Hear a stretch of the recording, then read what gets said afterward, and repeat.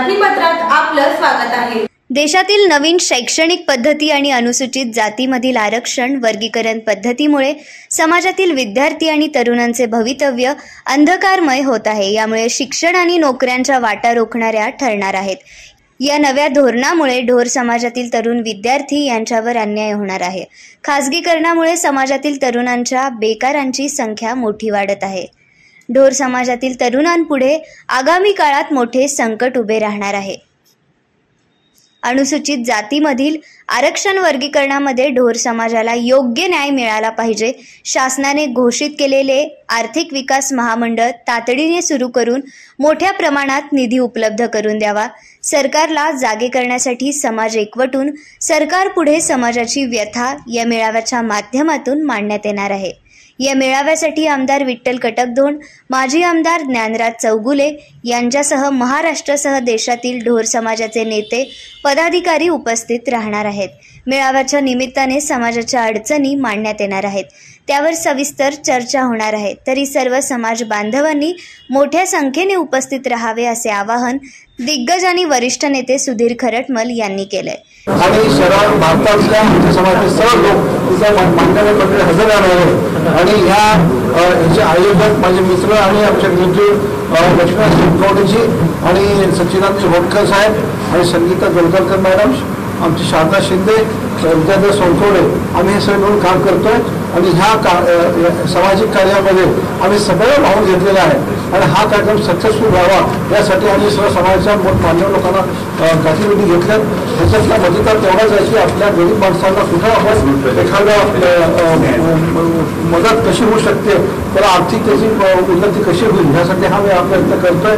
या सिद्धेश्वरच्या प्रार्थना करतो की ह्या करणाऱ्या कामामध्ये यश मिळावं अशी विनंती आम्ही सिद्धेश्वरात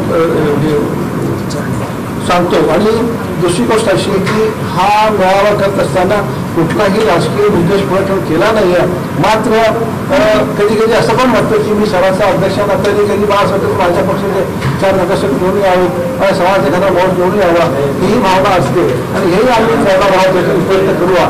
ते आमच्या समाजासाठी काही फारशा सांगण्यासारखं नाही आहे, तर म्हणून आम्ही एक पूर्ण समाजामध्ये जनगणनेचं काम करतोय। कारण बेसिकली काय झालंय की आम्ही 1,16,000 आहोत असं गव्हर्नमेंट म्हणतं आणि आमची संख्या साधारणपणे 3 लाखाच्या आसपास असावी असं आम्हाला वाटतं।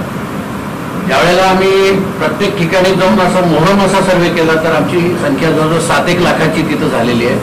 तर त्यानुसार आम्हाला ज्या पद्धतीनं पदरात पडायला पाहिजे तर ते पाडण्यासाठी थोडीफार आम्हाला मेहनत घ्यावी लागणार आहे। तर त्याच्यासाठी आम्ही 29 तारखेला एकत्र येऊन पुढच्या भविष्यात काय करायचं हे ठरवण्याचा प्रयत्न। दुसरा एक विषय असा आहे की नवीन एज्युकेशन पॉलिसी 2020 याचं इम्प्लिमेंटेशन ह्या वर्षापासून चालू झालं महाराष्ट्रात आणि बहुजन समाजावरती त्याचे जे परिणाम होणार आहेत तर ते काही फारसे चांगले असणार नाहीत। अर्थात हे सगळं इम्प्लिमेंटेशन ह्या वर्षीपासून सुरुवात झाली आणि त्याचे जे परिणाम आहेत ते 9-10 वर्षानंतर आम्हाला दिसायला लागणार।